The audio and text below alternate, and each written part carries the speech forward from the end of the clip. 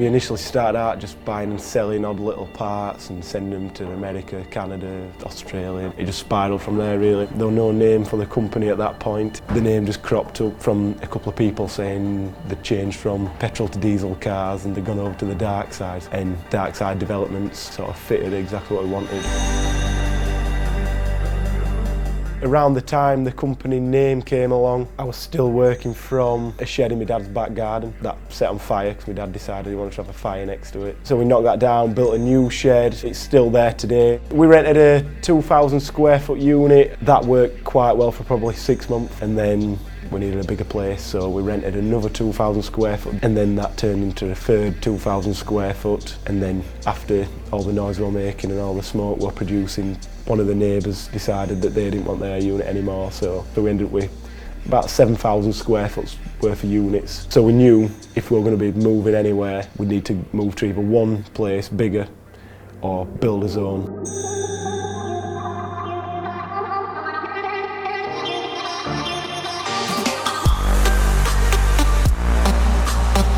We're one of the UK's leading diesel performance tuning companies. We specialise in the Volkswagen and Audi group, mainly Volkswagens, Audis, Seats and Skodas.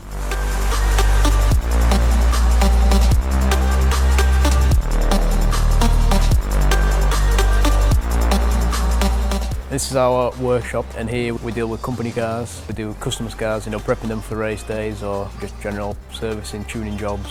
This workshop is where we work on our Seat Arosa, which is hoping to make the world's fastest front-wheel drive diesel. I mainly work on the project cars like the Arosa and track cars. I've worked here for about 5 years. I basically live in the workshop. You get to keep your own cars here, work on them and sort of go racing all the time.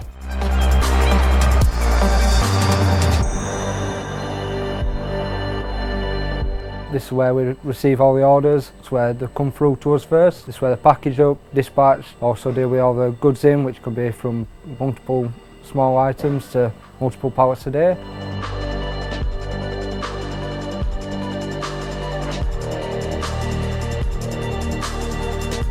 Basically, we fabricate everything ourselves. All his exhausts, all his manifolds, everything is made in-house. As a welder fabricator, there's nothing better than that.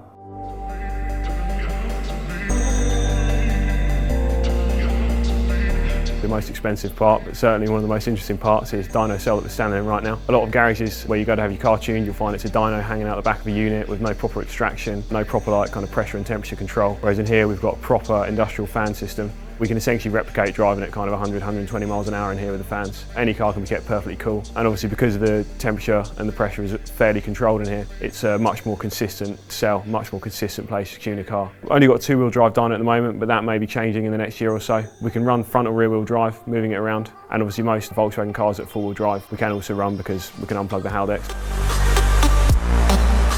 The Arosa always seems to stay at the forefront of what we do just because it's so heavily recognised worldwide. The drag racing, from a company point of view, we do enjoy beating us records and pushing things forward, and it's a really good place to showcase what we can do. Sometimes how quickly you can blow things up or how reliable you can make things, but it has pushed our company forward massively. We're getting a little bit more into the circuit driving, hopefully racing in the next year or two. Dieselgate seems to be at the back of everybody's minds, whether they can actually drive a diesel in the future, but we're not too worried about that in the short term. Long term, we do need to be thinking, where do we need to be going? We're going to carry on doing what we do. Eventually, we might not be doing as much stuff through the doors as we'd like, but if it means we can still ship parts abroad and tune the crazy cars and projects that we tune, then so be it.